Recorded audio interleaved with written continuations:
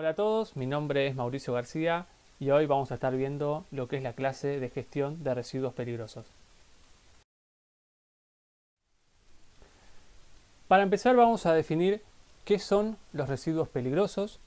Eh, Acá tenemos una definición, es la basura que puede causar daño a seres vivos o contaminar el suelo, el agua, la atmósfera o el ambiente en general, ¿sí? Vamos a ver que los residuos peligrosos pueden ser líquidos, pueden ser gaseosos, pueden ser sólidos. Acá ya no hay diferencia, ¿sí? En cuanto a eso.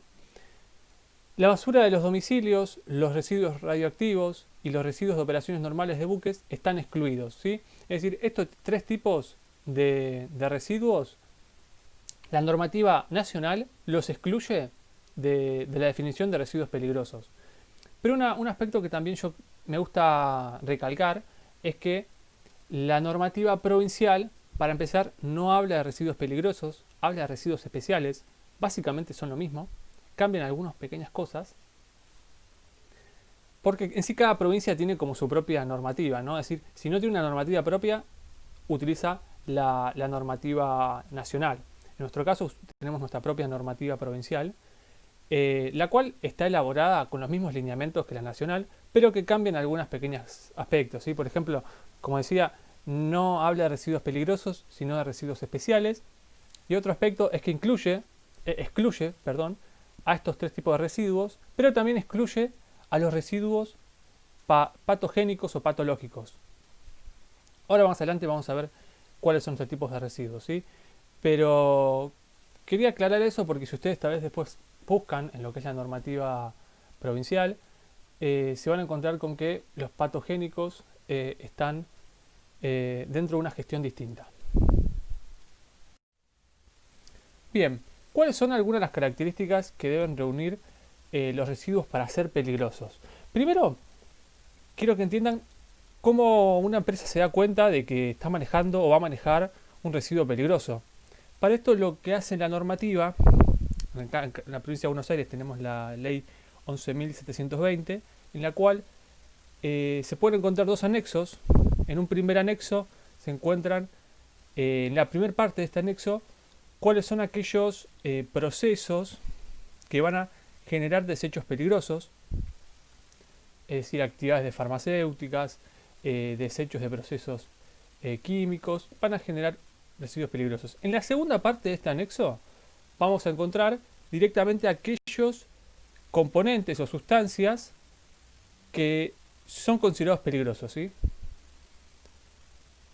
Hasta ahí sería lo que es nuestro primer anexo. Y en el segundo anexo de esta normativa de ley de residuos peligrosos, de gestión de residuos peligrosos, vamos a encontrar las características que deben tener, o más bien que tienen los residuos peligrosos, porque no es que tienen todas, sino que pueden tener algunas, ¿sí? Acá podemos ver algunas de las que se pueden encontrar en la normativa, ¿sí? Líquidos inflamables, sólidos inflamables, sustancias o desechos que pueden hacer combustión, liberadores de gases tóxicos en contacto con el aire, tóxicos o venenos que pueden causar la muerte o dañar la salud humana, sustancias infecciosas que son las que causan enfermedades en los animales o en el hombre, ¿sí? Estas son algunas de las que la normativa, tanto nacional como provincial, considera, va a considerar que si ese componente tiene estas características, es considerado peligroso, ¿sí? Esto es simplemente porque están estos dos anexos y hay tanta información, están tantas clasificaciones. Por una cuestión de que siempre los residuos peligrosos o este tipo de sustancias no es que están simplemente en un tipo de concentración sola, sino que pueden estar mezclados entre sí o mezclados con otras sustancias que no sean peligrosas. Entonces hace falta determinar qué características tiene, ¿no? Porque puede que tal vez en esa mezcla de fluentes tenga un sólido inflamable, pero como está en contacto con algún otro líquido que no es peligroso, no va a terminar siendo inflamable, ¿sí? Entonces, tiene que cumplir con ciertas características para que podamos considerarlo como residuo peligroso. Bueno, y acá van a ver algunos de los ejemplos de residuos peligrosos. Fíjense acá, el primero que tenemos es un residuo patogénico, ¿no? Desechos de medicamentos y productos farmacéuticos para la salud humana y animal.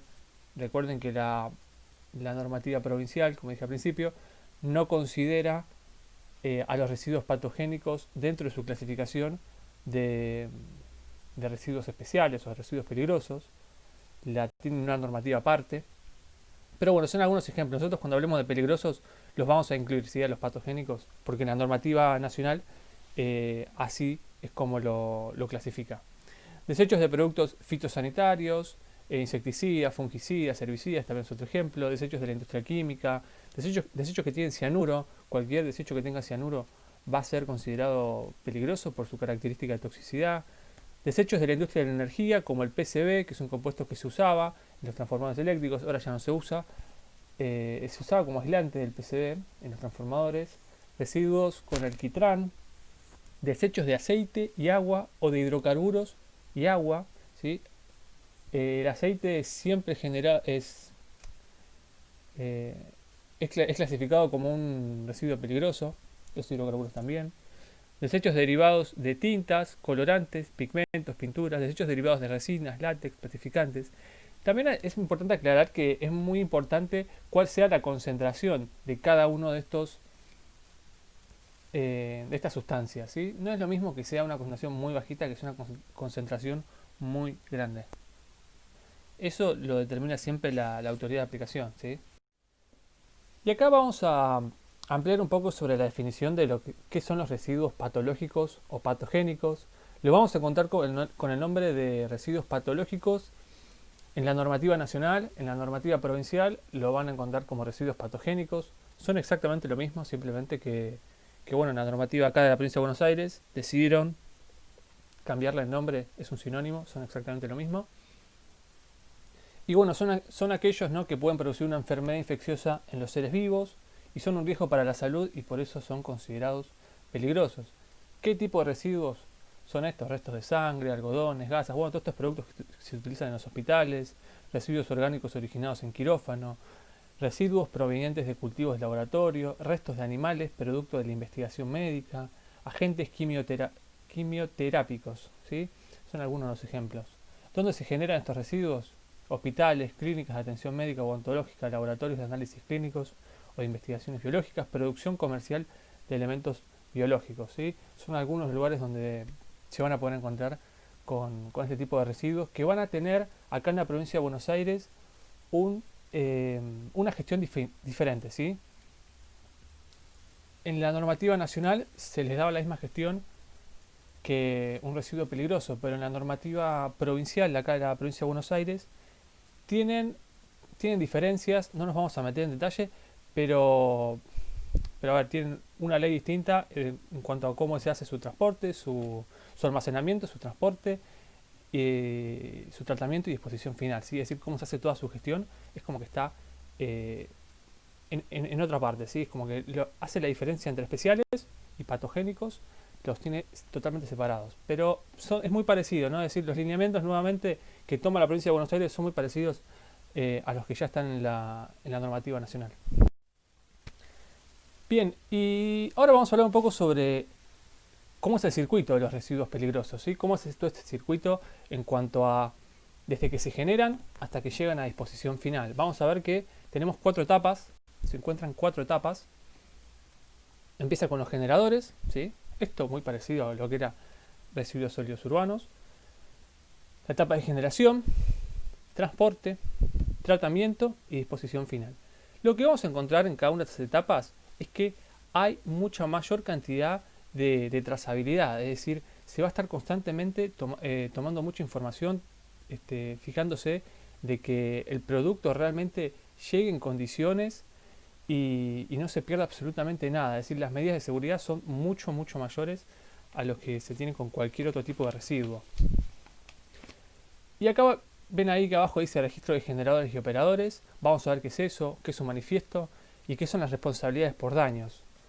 Pero bueno, vamos a comenzar hablando sobre qué es el registro de generadores y operadores. Es el registro en el que se deben inscribir los generadores, transportistas, también operadores, y es lo que hacen el tratamiento a disposición final de los residuos peligrosos, ¿sí? ¿Por qué es necesario esto? Es un registro especial en el cual tienen que estar inscriptos sí o sí tanto el generador, el transportista, como aquellos que realicen tratamiento y o disposición final, ¿sí? Esos son los tres agentes que vamos a encontrar. Los vamos a llamar generadores, transportistas y operadores. Y tienen que estar sí o sí inscriptos en este registro, de manera de que cuando un generador, ya sea porque está radicándose en la provincia de Buenos Aires y va a manejar residuos peligrosos, o es una empresa ya existente que comenzará a manejar residuos peligrosos, va a poder entrar en estos registros y elegir los transportistas que quiera, el que le convenga, el que le parezca mejor, y también los operadores que ellos quieran, ¿sí? Que le parezca mejor, también es exactamente lo mismo. Pero ellos a su vez también, los generadores, tienen que estar en el registro de manera de que se pueda comprobar todo y que quede totalmente asentado. ¿Cómo se comprueba? Bueno, con un certificado ambiental que se renueva cada año. Este certificado ambiental acá en la provincia de Buenos Aires se le llama certificado de habilitación especial. Es lo mismo que el certificado ambiental, simplemente acá nuevamente en la provincia de Buenos Aires le cambian el nombre, pero es exactamente lo mismo y acá tenemos los tres pasos a seguir, ¿sí? La primera es la inscripción, te inscribís detallando en qué categoría querés inscribirte. Acá dice taller de chapa y pintura y comercio de recarga automatizada de cartuchos y toners. Se presenta una declaración jurada con todos los datos de la empresa, quill, bueno, datos que se requieren, ¿sí? Copias de DNI, etc. Bien. Y el paso 3, que es la parte más importante, es la presentación del informe de gestión de residuos, en la cual se presentan todos los datos sobre los procesos productivos, sobre las concentraciones de los desechos que se están generando o se van a generar, memorias técnicas, equipos, ¿sí? Tiene que quedar todo asentado, porque cuando el transportista tiene que poder ver que esa empresa tiene todo en regla, y también el generador tiene que poder ver que tanto el transportista como los operadores tienen todo en regla y tienen la tecnología necesaria para poder hacerse cargo de ese tipo de residuos, ¿sí? Porque todas las empresas no manejan el mismo tipo de residuo peligroso, son todos distintos, y el generador tiene que asegurarse de que el transportista va a tener la tecnología necesaria para, por ejemplo, transportar un material corrosivo hacia una planta donde traten material corrosivo, ¿sí? Entonces, esto es totalmente necesario de este listado, este registro en realidad, donde se va a poder asentar todo este tipo de información y ya queda asentado. Lo siguiente que vamos a hablar es sobre el manifiesto. ¿Qué es un manifiesto? Esto es muy importante que lo recuerden.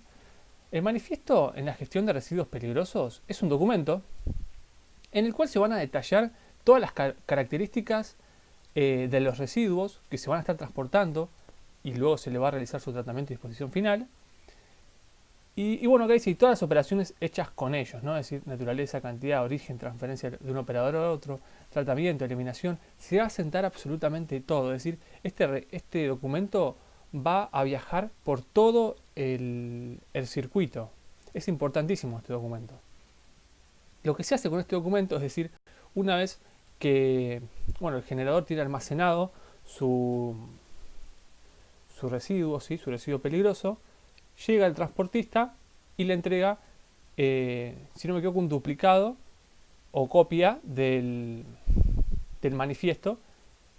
Esto se llena en las ambas partes, se revisa que esté toda la información correctamente completada, y es decir, nombres, como dice, cantidad, absolutamente tiene que estar todo bien completado, y el transportista eso lo lleva hacia el operador, que va a ser el que realice el tratamiento y disposición final, ¿sí?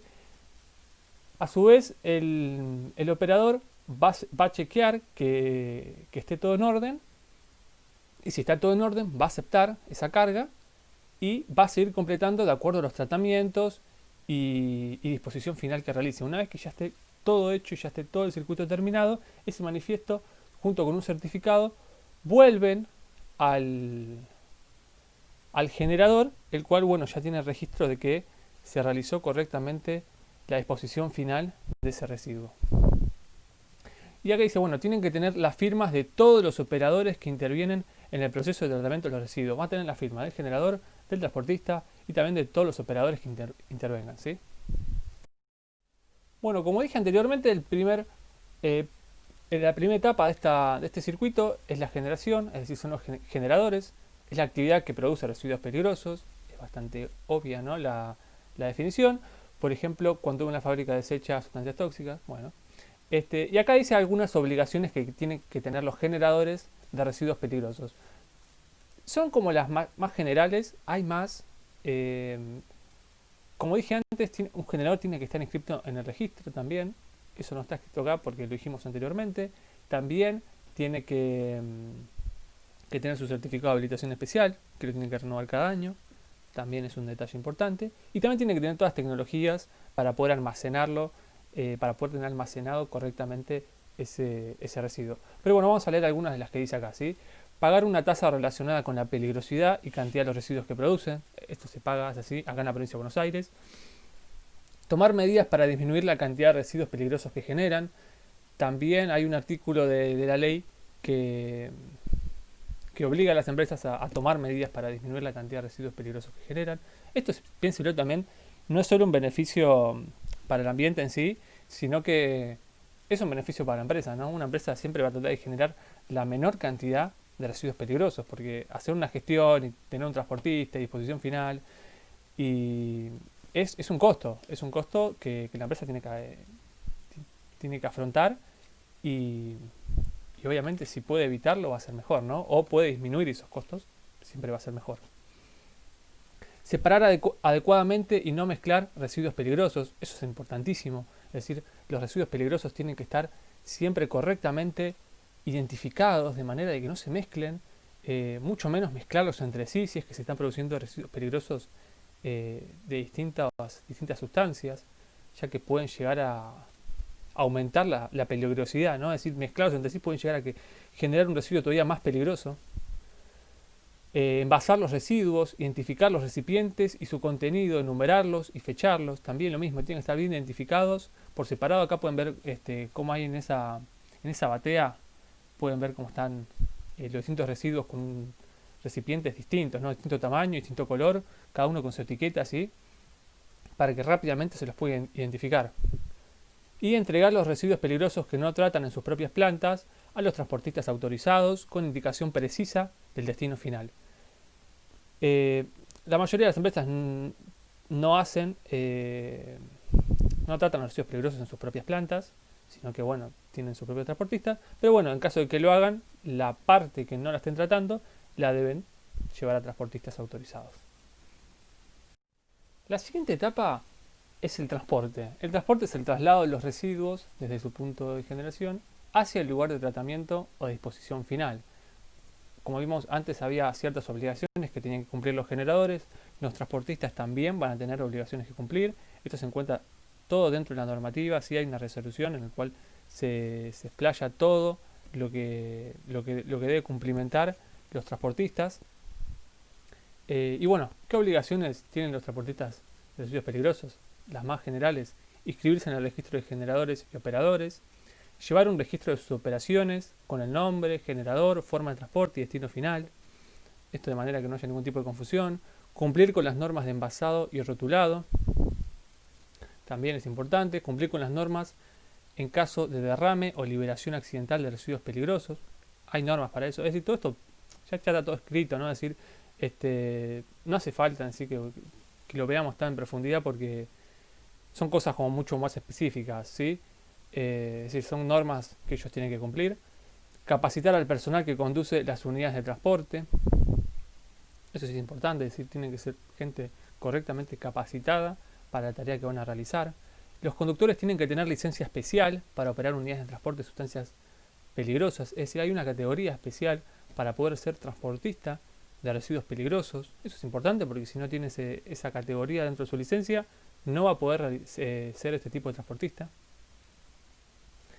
Y bueno, tener seguro que cubra los daños causados. Eso es un seguro de responsabilidad civil para, en caso de que haya algún tipo de accidente, bueno, poder cubrir los daños ocasionados. Bueno, ¿cómo se transportan los residuos peligrosos? Por medios terrestres o fluviales. está prohibido el transporte de residuos peligrosos por el espacio aéreo argentino. Es un detalle importante. El residuo peligroso solo tiene que ser transportado de manera terrestre o fluvial, nada más. Y acá, bueno, en esta foto ven, es algo que tal vez no sea tan complicado, pero bueno. Lo que dice es, el permiso para transportar material peligroso te permite transportar material peligroso. El permiso para transportar material peligroso también te permite transportar carga general, pero el permiso para transportar carga general no te permite transportar material peligroso, ¿sí? Es decir, si uno tiene el permiso de material peligroso, puedes transportar cualquier tipo de carga, ¿sí? Tanto peligrosa como general. Pero la de general no te permite peligroso, ¿sí? Es simplemente una salvedad. ¿Qué tiene que llevar el transportista en la unidad de traslado? Un manual de procedimientos, materiales y equipamientos adecuados para usar en caso de derrame de residuos, ¿sí? Es decir, ya están todos los procedimientos en la norma. Esto se puede encontrar cuáles son los procedimientos a seguir en caso de que haya un derrame. Un sistema de comunicación por radiofrecuencia para estar siempre comunicados en caso de que haya algún problema. Un registro donde anoten los accidentes producidos durante el transporte. Bueno, lo ideal sería que no haya accidentes. Identificación clara y visible del vehículo y de la carga. También es un aspecto importante, ¿no? Es decir, se tiene que estar todo siempre bien identificado. Se está llevando un material que tiene que llegar en forma a su destino. Es decir, no puede, en lo posible nunca tiene que ocurrir nada, ¿no? O sea, lo menos deseable es que ese material o esa sustancia termine filtrándose o derramándose. Y en caso de transporte por agua, garantizar la flotación del buque. Bueno. La siguiente etapa es el tratamiento. ¿Para qué realizamos tratamiento a los residuos peligrosos? Bueno, primero que nada, ¿qué es una planta de tratamiento? Es muy parecido a lo que vimos en la clase de residuos sólidos, pero bueno. Es el establecimiento en el que se cambian las características físicas, la composición química o la actividad biológica de los residuos peligrosos para eliminar o reducir su peligro. También se lo hace para aprovecharlo, ¿no? Para reaprovecharlo, para reciclarlo, para utilizarlo para otra cosa. Por ejemplo, acá tenemos solventes, grasas y aceites derivados del petróleo, lodos. ¿Qué se puede hacer con eso? Bueno, acá dice reciclarlo, se obtienen solventes y aceites regenerados, es decir, se obtiene otro producto. Y también se puede hacer formulación de combustible alterno para también reciclarlo, hacer un reciclaje energético, ¿no? Es decir, utilizarlo como combustible en hornos. Lo que se está haciendo justamente es, se está reduciendo la cantidad de residuos para que a disposición final llegue menor cantidad. También pueden ver cómo de ahí van saliendo y se van produciendo otras cosas, ¿no? Por ejemplo, es decir, de acá, de la formulación de combustible, el reciclaje, bueno, ahí queda eso, pero acá en el reciclaje obtenemos fondos residuales también, que luego se le podrá hacer otro proceso o directamente irá a una estabilización. Bueno, pinturas y barnices, freón, oxidación térmica, metales pesados, soldadura, ácidos y bases, tintas, otros. Se le pueden realizar procesos físico-químicos y tratamiento de líquidos. Se va a obtener lodo. Y luego esos lodos se les hace una estabilización y solidificación para luego confinamiento. Fíjense que siempre de todos los procesos terminan en lo que es estabilización y confinamiento, ¿no? Es decir, de los fondos residuales, si bien una parte llega a lo que es, a ver si puedo, si bien una parte llega a la oxidación térmica, la otra parte viene para acá, va a estabilización, ¿sí? De las cenizas, una parte va a estabilización. De los lodos, estabilización. Siempre lo que se busca, si es que no se puede terminar de eliminar ese residuo, es estabilizarlo. ¿Para qué estabilizarlo? Para que una vez que llegue a la disposición final, al estar estabilizado, no ocasione ningún tipo de problema o inconveniente a largo plazo, ¿sí? Esa es la idea.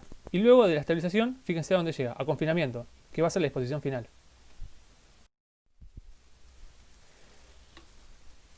Luego, bueno, dentro de los tratamientos tenemos los físicos, químicos y biológicos, como vimos en la clase de residuos sólidos también teníamos las mismas tres categorías. pero que acá tenemos muchos más procesos y son distintos. Dentro de los físicos vamos a encontrar centrifugación, sedimentación, destilación, evaporación, filtración, flotación. Acá la idea es separar justamente las fases del residuo, que no haya fases o sólidos en suspensión. Siempre la idea es tratar de que queden las fases bien identificadas, ¿sí? Por eso se hacen todos estos tipos de residuos. Creo que algunos lo vieron en la clase de fluentes. Procesos químicos para destruir los residuos o para reducir la movilidad de los componentes tóxicos del residuo. Oxidación, reducción, precipitación, ajuste de pH, intercambio iónico y estabilización. Estos son muy importantes. Se les hace a la mayoría de los residuos para lograr neutralizarlos. Y procesos biológicos están basados en la capacidad de ciertos microorganismos de secuestrar o degradar enzimáticamente numerosos compuestos tóxicos y peligrosos, ¿no? Acá encontramos algunos ejemplos: lagunas de estabilización, lodos activados, compostaje también. Dentro del compostaje estaría lo que es land farming, si no me equivoco, que también es un tipo de tratamiento muy conocido en cuanto a residuos peligrosos. No vamos a estar viendo en profundidad ninguno de estos ahora. Digestión anaerobia, tratamientos enzimáticos, contactores biológicos de rotación o biodiscos, son algunos ejemplos. Bueno, y ahora ya entramos en nuestra última etapa, la disposición final. Es la parte más importante, es decir, todo aquello que no se haya podido tratar o que se haya tratado, igual se haya obtenido un residuo de eso, va a llegar a disposición final, y vamos a ver que la disposición final tiene mucha similitud con lo que era nuestro relleno, con el relleno sanitario que vimos la clase pasada. Bueno, el último destino que se le da a los residuos peligrosos luego de ser tratados para ser depositados en repositorios adecuados y definitivos, ¿sí? Bueno, y acá es una pregunta que hacíamos generalmente cuando tomamos clases, ahora no tiene sentido porque estoy yo solo hablando, pero bueno, ¿qué se hace con los residuos peligrosos para eliminarlos? La respuesta no es muy difícil, ¿no? Es decir, si leemos lo que dice cada una de las opciones, se van a dar cuenta que muchas no tienen sentido. Dice: depositarlos dentro o sobre la tierra, inyectarlos en forma profunda en pozos o fallas geológicas, derramarlos en pozos, estanques o lagunas, colocarlos en rellenos especialmente diseñados, por ejemplo en compartimentos separados, recubiertos y aislados unos de otros y del ambiente, derramarlos en mares u océanos, incinerarlos en la tierra o en el mar. Bueno, creo que se entiende. Hay una de estas opciones que es la correcta. No sé si se habrán dado cuenta, pero es esta que dice colocación en rellenos especialmente diseñados, por ejemplo en compartimentos separados. Bueno, vamos a ver qué es un relleno sanitario. Un relleno sanitario, un relleno de seguridad, que es justamente esto, que va a ser nuestro método de disposición final. Es un método que es muy similar a lo que era el relleno sanitario, pero en general son más pequeños. Vamos a ver ahora, voy a explicar un poco por qué son generalmente más pequeños. Y van a estar mucho, pero mucho más impermeabilizados, ¿sí? Porque es mucho más fácil que estas sustancias que son peligrosas terminen filtrándose. ¿Por qué? Porque en el relleno sanitario no había tantos resguardos porque la mayoría de los residuos generalmente son materia orgánica, plásticos, metales, ¿sí? Que no van a filtrarse, ¿sí? Pero cuando estamos hablando de residuos peligrosos, es mucho más fácil que algún material corrosivo sí termine filtrándose y llegando a la tierra. Por eso es que es muy importante que esté bien impermeabilizado. Y acá podemos ver todas las capas. Estas son todas las capas que tiene un relleno de seguridad antes de colocar los residuos sobre él, ¿sí? Son un montón, son todas membranas. Por ejemplo, acá tenemos geomalla de polietileno de alta densidad de 5 milímetros. Bueno, geotextil, son todo tipo de membranas que sirven para asegurar de que no se filtre absolutamente nada. Y la capa de abajo es capa de arcilla, ¿sí? Esta capa tiene que ser bastante grande de manera de que por ninguna circunstancia llegue un residuo a filtrarse a un acuífero. Bueno, en la siguiente imagen van a poder ver lo que es un corte transversal de un relleno de seguridad. Y vamos a estar hablando un poco sobre cuáles son las características que, que podemos encontrar en lo que es un relleno de seguridad, ¿sí? Para empezar, por si no nos quedó claro, un relleno de seguridad tiene por objeto garantizar, mediante correctos principios de construcción y operación, la contención segura de los residuos peligrosos y de esta forma brindar a los generadores una solución para aquellas corrientes donde se han agotado las instancias destinadas a la eliminación o reducción de los componentes de riesgo, ¿sí? Y dentro de estos rellenos de seguridad vamos a encontrar varias características. Muchas son similares a lo que vimos en los rellenos sanitarios, pero vamos a ver que el relleno de seguridad es mucho más estricto en cuanto a justamente las pautas de seguridad, ¿sí? Para empezar, como vimos anteriormente, teníamos varias capas de material impermeabilizante. Y este material impermeabilizante también va a tener varias capas en los laterales, cosa que no lo encontrábamos en lo que era el relleno sanitario. Otro aspecto que también se difiere acá es en cuanto a la recolección de lixiviados. Vamos a encontrar que vamos a tener recolección de lixiviados, pero en la parte más inferior vamos a encontrar otro sistema de recolección de fugas. ¿Para qué sirve esto? Para determinar o encontrar alguna posible fuga. Si se está filtrando material, más bien lixiviados, va a llegar a este sistema de recolección y eso, bueno, sonará una alarma para chequear qué es lo que está ocurriendo y por qué se está filtrando hasta este sistema de recolección de fugas. Este sistema de recolección de fugas va en la parte más inferior. Más arriba de él van a encontrar membranas impermeabilizantes y arriba de todas estas membranas impermeabilizantes el sistema de recolección de lixiviados. Por arriba de él más membranas impermeabilizantes y ya después los residuos, es decir, todos estos residuos peligrosos. En la parte más superior vamos a encontrar nuevamente membranas impermeabilizantes, polietileno de alta densidad, geomembranas y ya suelo vegetal, que es la cubierta final, ¿sí? Esos serían algunos de los aspectos que difieren un poco en cuanto a lo que era el relleno sanitario, ¿sí? Otro aspecto también que es importante nombrarlo es que los rellenos de seguridad pueden ser abiertos o cerrados. ¿De qué dependerá esto? De una cuestión económica.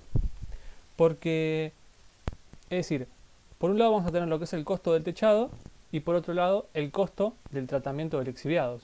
Piensen que en algún momento va a llover y eso va a producir lixiviados.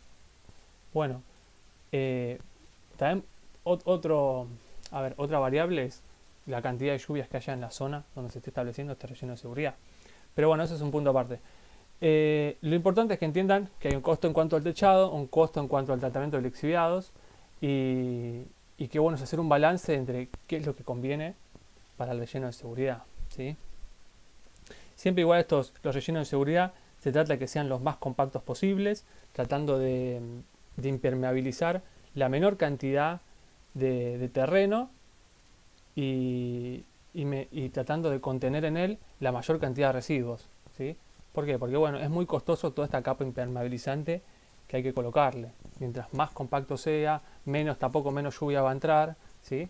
Va a ser más fácil de trabajar, menos lixiviados se producen. Es toda una cuestión de costos. Y bueno, no quiero olvidarme de ninguna parte en cuanto a lo que es el relleno de seguridad.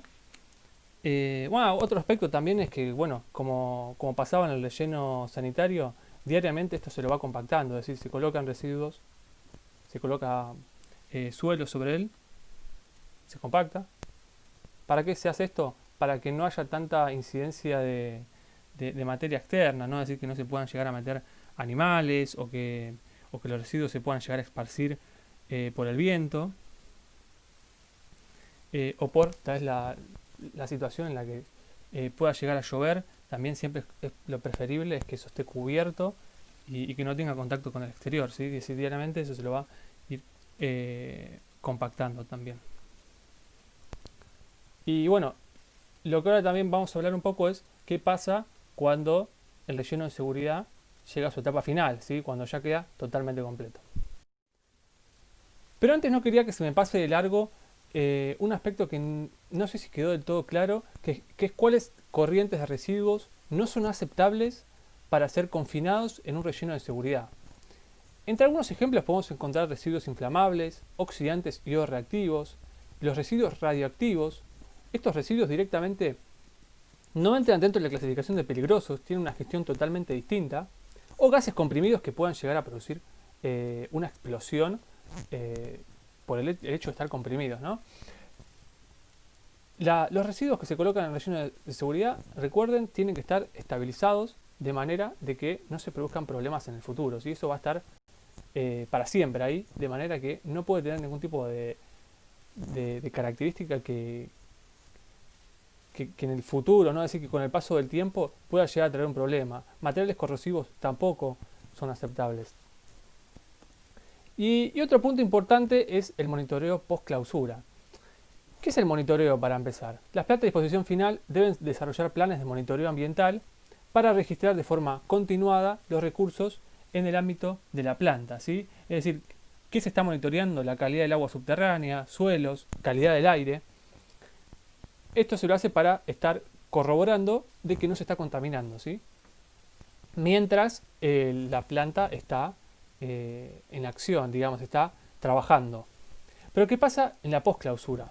¿Sí? Es decir, recuerden que la clausura es cuando el relleno, este relleno de seguridad, ya está totalmente completo, no se le pueden colocar más residuos y ya se le dice que se lo clausura, ¿sí? Ya la obra está terminada. ¿Qué pasa? ¿Se tiene que seguir monitoreando? Sí, se va a tener que seguir monitoreando y de manera perpetua. No se va a poder dejar nunca de monitorear. Es decir, este relleno de seguridad, por más que ya esté lleno, por más que ya no se esté trabajando, no se esté colocando residuos diariamente en él, deberá ser monitoreado de manera continua para corroborar que de que no ocurra ningún tipo de problema, ¿sí? También para corroborar los lixiviados, corroborar que el suelo no se esté contaminando tampoco, el agua, ¿sí? Que no haya filtraciones. Esto es muy importante, ¿sí? Es decir, esta obra se podría decir que no termina nunca.